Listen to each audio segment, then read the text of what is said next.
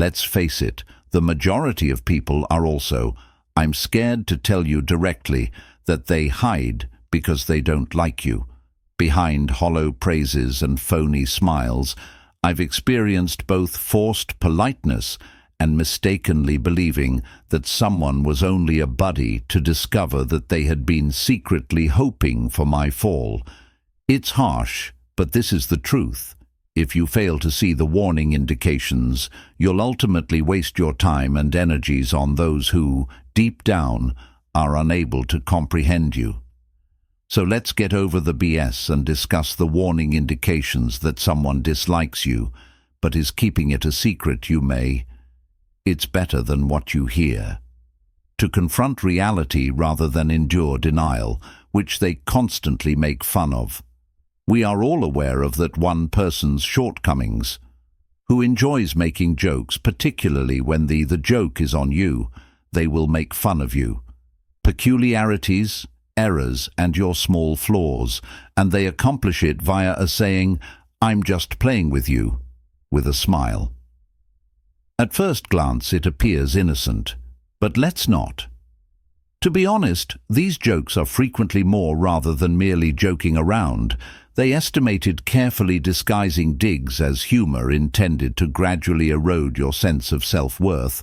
But I recall a period when I was close to a person who appeared to have saying something regarding my attire. Even the tasks I was working on, the way I spoke, working on, I initially dismissed it with a laugh, believing that it was all for fun, but as time passed, I observed a pattern that jokes were always directed at what I thought my weaknesses are never my strengths. I started second shortly after that, speculating on whether or not I was the issue, if these defects were as they glared, as though they were. This is when the dispute begins. Those who constantly complain about your flaws aren't acting affectionately. They're experimenting to discover how you'll be treated disrespectfully, which is a sophisticated manipulation technique that allows them to establish control while maintaining their telling you in your place. No ambiguous terms that you're underneath. Arguably the most pernicious aspect of them escape punishment, since we've been conditioned to think that if we are unable to, come on, we're the ones that have the issue. But let's change the script. I'm come to inform you that nothing. It's improper to defend yourself when a joke actually goes too far. If you are worthy of being in those who encourage you, rather than those who bring you down for a cheap laugh. Genuine friends don't have to mention to feel better about your imperfections. They acknowledge your strengths themselves and assist you in resolving your flaws without making you feel bad of the joke, which I've witnessed repeatedly. And once more, those who permit these types of jokes slip because they believe it's simpler to maintain the calm rather than creating a stir. But here's the profound truth that enables others to insult you, even in the most sincere way, is a slippery slope, beginning with little remarks. But those jokes can eventually wear you down and cause you to doubt your value. And the more you give it permission, the more they will persist until you start to have doubts. Yourself, since you were unwilling to appear to. I had to learn this the hard way since I'm sensitive. How I came to understand that by laughing together with was granting them authorization to continue. I participated in my own disdain. Wasn't until I began to resist. Establishing limits that I observed a change in more than simply how they handled me, but I stopped when I saw myself allowing their statements to define me and began taking responsibility for my story. Thus, this is my recommendation is that the next time someone makes don't just laugh when someone makes fun of you. Often consider whether this is truly humorous, or is there anything else happening here? Additionally, if the latter is the response, don't be hesitant to confront them. It could be uncomfortable. It could possibly put an end to the being friends while maintaining your dignity is considerably more valuable than someone's misguided humor. In the end, life's also short to be surrounded by people who is unable to recognize your worth if the concept of friendship is continuously highlighting your shortcomings. then it's time to make new acquaintances who are genuinely care about you. You won't ever have to. You are depressed to feel good about yourself. Thus, speak up, stand tall, and don't allow anyone make you. The second punchline is that they compliment sting similar to insults. Everyone has experienced them. Offers you a praise. But rather than feeling happy, you're left with an aftertaste as harsh as you've recently received a velvet glove slap. This type of compliment is what makes you stop and ask yourself, was that either an insult or a compliment? And here's the brutal reality that frequently combines elements of both. These sarcastic remarks are a delicate, almost cunning method for people to discredit you while feigning to be. I recall a period of time when I was completing a large project that I was quite pleased with myself after many long hours of labor. I eventually shared it with several co-workers, one among them, someone I believed to be the supporter, grinned and said, "Wow, this is genuinely quite good for someone like on the surface." I was stunned as I stood there. Although it appeared to be a compliment, those for someone like you, the final few sentences struck. What did that do? It hit me like a ton of bricks. Was I not supposed to be mean at all, able to perform well work, which is the contentious issue here? These purported compliments are mixed with an ulterior motive they're not supposed to. To encourage you, they're made to. It's a power play with you in your place. Manner for the individual offering the praise to demonstrate their dominance while making you question your own skills. They're claiming that even though you're trying, you'll never be as proficient as I am. Despite being poisonous, it's encased in such a lovely bundle that you nearly overlook poison within. Let's be honest, backhanded compliments are frequently insecure themselves. They observe your potential and your strong points, and it's frightening. So they employ these cunning little jabs to make you doubt yourself and stay in second place. To ensure that you don't go too high, they seem to be patting you on the back while keeping you restrained, using the... On the other hand, this is where it becomes more contentious. We've all completed it at some point, perhaps not purposefully, yet we've all allowed our insecurities manifest themselves as a compliment intended to serve as a reminder someone else from their location. However, you are not required to read the deep message. Accept this covert animosity you possess, the authority to deny it in order to observe it for what it truly is, a mirror of their personal insecurities, are not a reflection on your value when someone remarks that you're more intelligent. This is better than how you appear. Given your inexperience, you must accept it completely and call it out for what it is, even though it creates uncomfortable, since if you don't letting them control your perception yourself, and you should use that power. I've learned to never give anything to anyone, to appreciate these praises for what they are, someone's reflection in a mirror, someone else's fears, and when you notice that how its sting is diminished, rather than you may almost giggle when you internalize it. Since, ultimately, there are more is said about them in words than ever before. Will about you, therefore this is what I'm going to do.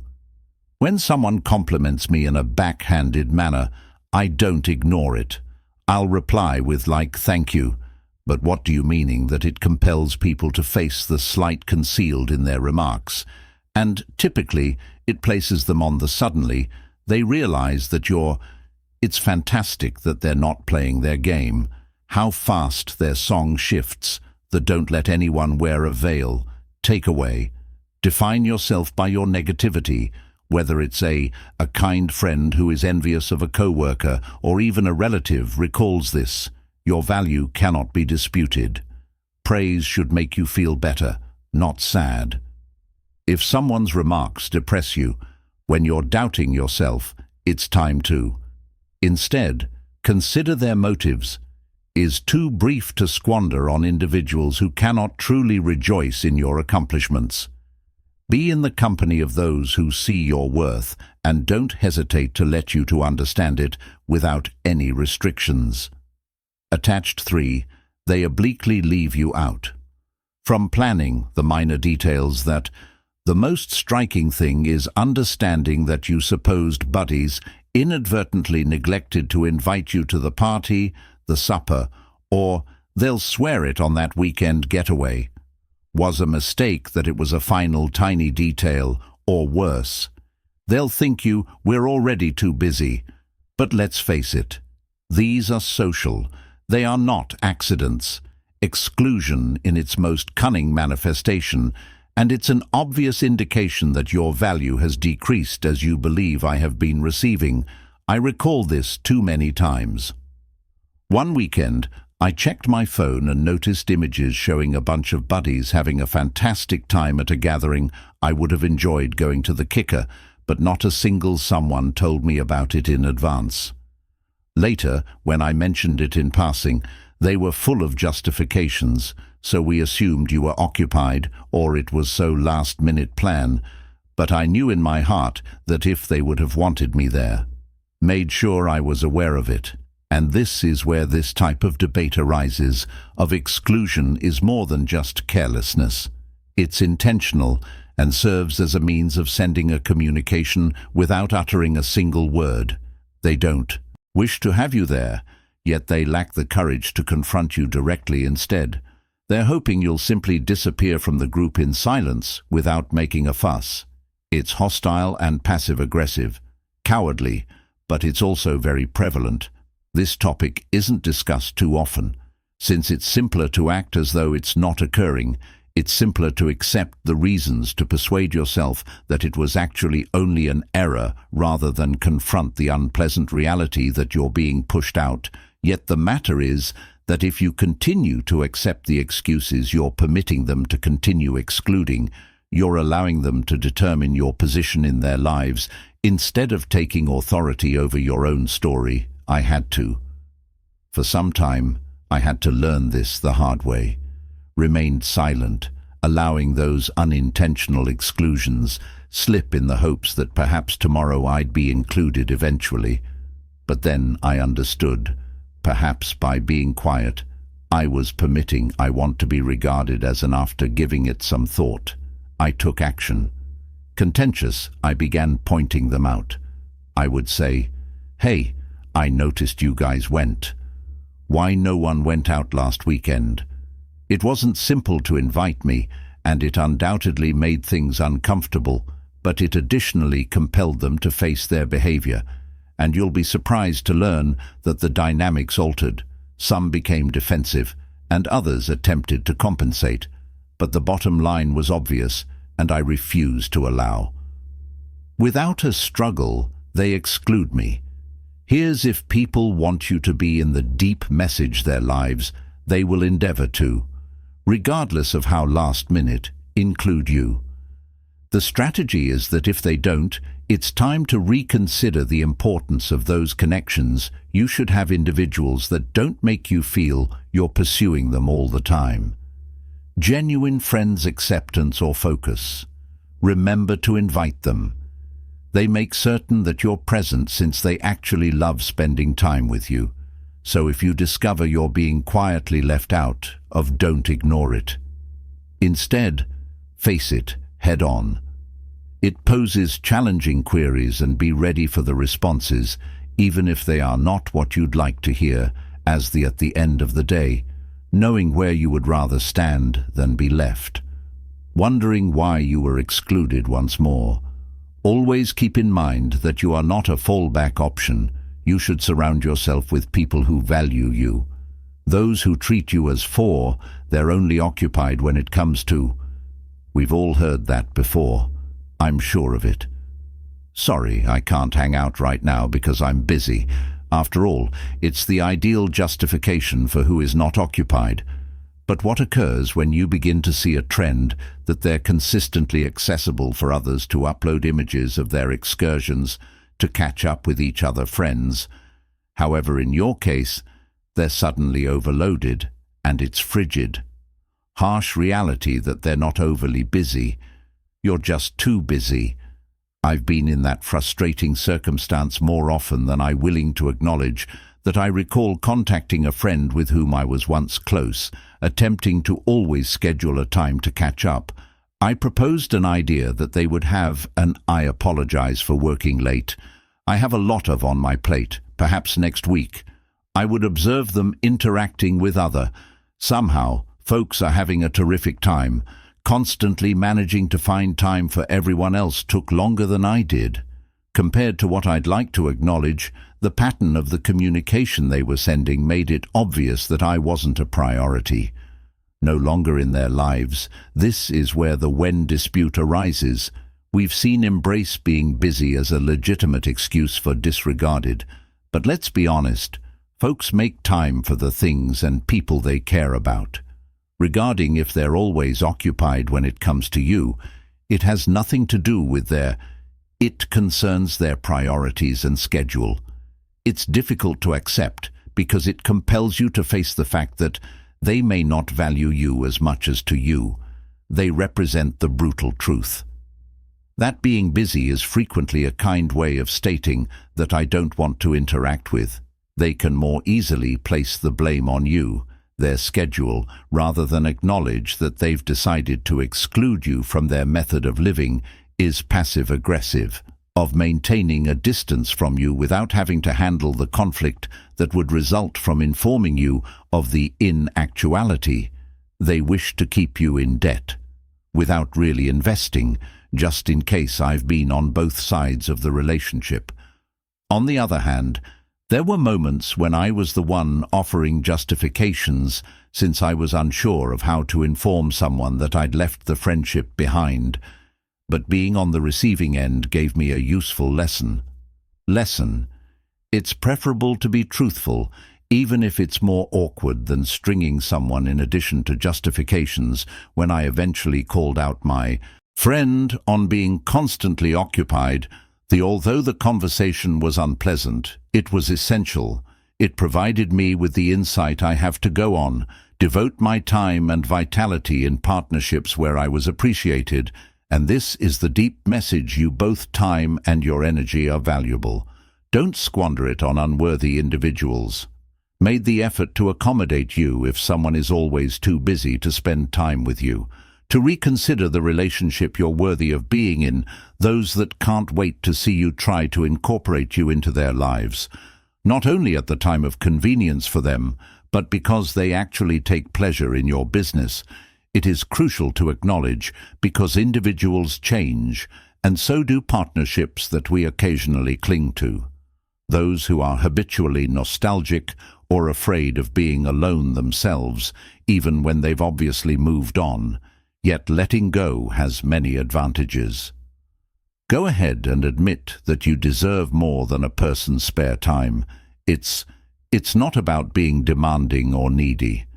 Regarding having enough self-worth to stroll.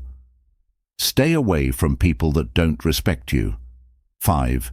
They stay away from physical contact, such as the "let's discuss the elephant in the plague." Physical contact in the room, or more accurately, the absence of it. We're not merely discussing amorous partnerships in this physical. One of the fundamental human interactions is contact. Method of communication and trust building. So when someone leaves, what does that mean? Of their means to stay away from even the most informal touch, the response isn't to providing a strong indication that they feel uneasy in your presence, and now is the moment to listen. I once had a coworker who appeared to flinch whenever. The moment I extended my hand to shake hands, initially I gave a warm pat on the back, believed I was having hallucinations. But then I saw that they weren't simply me, touching and cozy with everyone else, but in my case it seemed as though I had the plague. I quickly came to the realization that they refrain from making physical contact was more than a peculiarity. It was an intentional attempt to maintain me at here's the contentious part, distance. Physical interaction is a normal component of human communication, And when someone constantly stays away from it, they're expressing discomfort or discomfort connection. Certain individuals simply aren't touchy-feely, which is acceptable, but when selective, when they're comfortable embracing, stiffen up around you, but others' warning sign that something is amiss, may not despise you enough to express it directly, yet their nonverbal cues are talking non-stop and lettings be. To be honest, we've all experienced both aspects of the calculation.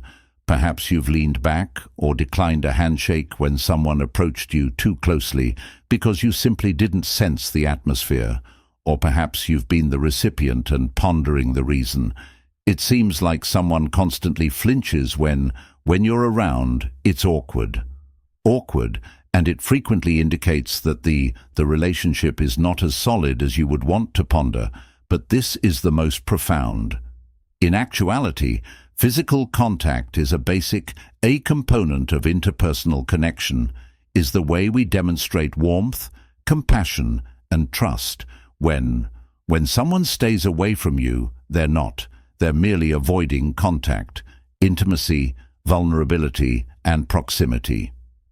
They are avoiding contact with you both literally and metaphorically, and that's a definite sign that there is a fundamental problem with the partnership. I now know to be mindful of these clues, even if it's difficult to acknowledge what, implying that there was a period of time when I disregarded the signals, persuading myself that the unwillingness of someone to approach was only a characteristic of my personality.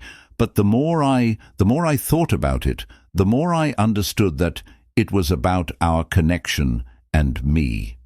When I at last faced the situation, it resulted in some difficult discussions and sometimes the conclusion of the connection, but it also released me from the aggravation of questioning why things felt strange. Thus, this is the profound message. Pay attention to the warning indications when someone stays away from you physically. It's not merely a preference, but a declaration regarding their degree of comfort and relationship with you. If you observe, don't be scared to address this trend. It could result in a more profound comprehension, or it may indicate that the partnership is not as strong as you. In any case, it's preferable to face reality rather than continue to live in denial, and keep in mind that you deserve partnerships in which physical interaction doesn't need to be avoided, but something that occurs organically and cozy, whether it's a warm embrace, shaking hands, or simply sitting nearby without feeling uncomfortable. These tiny gestures foster intimacy and trust. If someone constantly stays away from them, which is the indication that something is amiss, don't be hesitant to pose the difficult queries and, if required, make the difficult "life is too brief to make poor choices." Surrounded by those who maintain a distance in actuality and metaphorically, they vanish when you need assistance. Let's be honest, nothing exposes the actual character of a crisis in a relationship.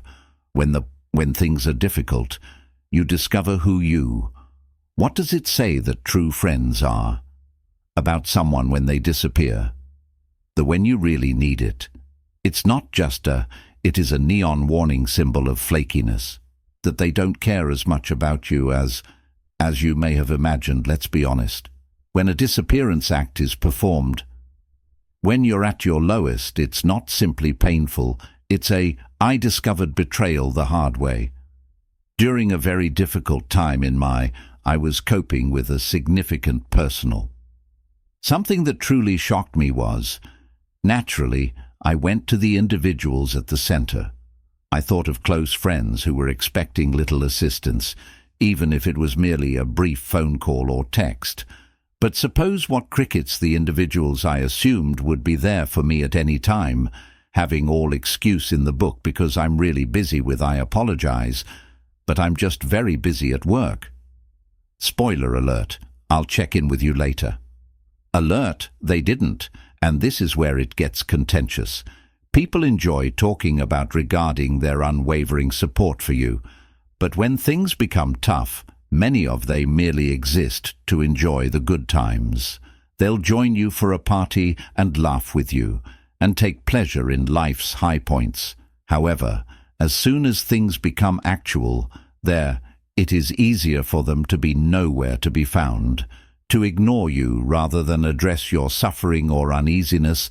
They wish to avoid drawn into your issues due to the fact that they don't care enough to be there, so they're down. Let's be ruthless when it matters. Sincere, genuine assistance isn't about convenience. Means being present when something is uncomfortable and whenever you don't want to do it. Those who vanish when you need them, most of them are not merely they're being careless with you, precisely where they are in their lives. Without using words, they're stating that I remember that troubles aren't worth my time. Felt completely devastated when I discovered that the individuals I had visited because of their previous breaks, their career and family dramas setbacks weren't worth going back to the favor. It served as a reminder rather than an enjoyable one, but I also learned a lesson from it. Had to understand that not everyone who smiles your face is actually in your favor. The deep message support is available here. The basis of any significant being in a relationship is easy when everything is good, but the actual relationship's litmus test is how people react when things start to go wrong. If when you need someone, they vanish, they aren't simply failing you, as they demonstrate to you. They were never actually there first. But don't be resentful of their absence. Allow it to improve your utilization of it as a filter to eliminate those who don't. The ones who deserve a place in your life, who remain, who check in, who seem. Despite the inconvenience, those are the individuals who are actually important, and those are the relationships that you should have with. In the end, life is about nurturing and cherishing. Too short to make a fair-weather investment. Friends, surround yourself with others. Who will support you during the storm? Simply enjoy the sunshine, since when you come across those uncommon people who, when the chips are down, stay put, you've discovered something valuable. Regarding those who vanish, they've already demonstrated their accurate colors. 7 are chatting about you. Behind your back rumors are a social toxicity that spreads more quickly than wildfire. It has the potential to destroy relationships immediately. The problem with gossip is that never is it as innocent as people think. Appears when someone you regard as a friend who speaks behind your back is sharing an innocuous tale is not enough. They are deliberately undermining your confidence, your standing and your connection. And let's be honest, it's obvious when someone is spreading rumors about you that no matter what, they don't respect you. The friendliness with which they greet you. I've been the focus of rumors in the past, and I can assure you that it's among the greatest heartbreaking encounters. When I told someone about myself, I said to be a close friend regarding a personal matter. I had to reduce the amount of weight I was carrying, and I believed that this individual would maintain it between us, but the specifics of that discussion began to spread, distorted and exaggerated, resembling a telephone game. Excluding the message wasn't simply disappearing, it was being used as a weapon against me. The individual I trusted had transformed my susceptibility for others' amusement. Here's those who gossip about the contentious truth, because you're not merely sharing or complaining worries that they're engaging in a power struggle. They use rumor as a means of elevating themselves while demeaning you without needing to face you. Straightforwardly, it's manipulative and cowardly, and it's poisonous. They're doing more than harm. They're harming your reputation, basic basis of confidence that any genuine connection is based on. So let's get one thing about gossiping straight, folks. You'll hear rumors about other people. To others, it's a pattern rather than I've also witnessed it happen once. To count the number of people who adore suddenly spill the tea over everyone else. I suppose it becomes silent when they are present. They're most likely spilling your tea. When you are absent, it is a betrayal, the deadliest sort since it's carried out in the darkness without offering you an opportunity. To protect oneself, or even to understand what's being said, this is where it becomes really intimate. I recall facing the friend who spread rumors about me, anticipating an apology of some kind, or at least an explanation, but they took action instead. As if dismissing it was not a huge concern, as brief, innocuous conversation. But the issue about gossip is that it's never innocuous. It's blatantly betrayed and straightforward, and it reveals far more about the person disseminating it as opposed to the individual it concerns.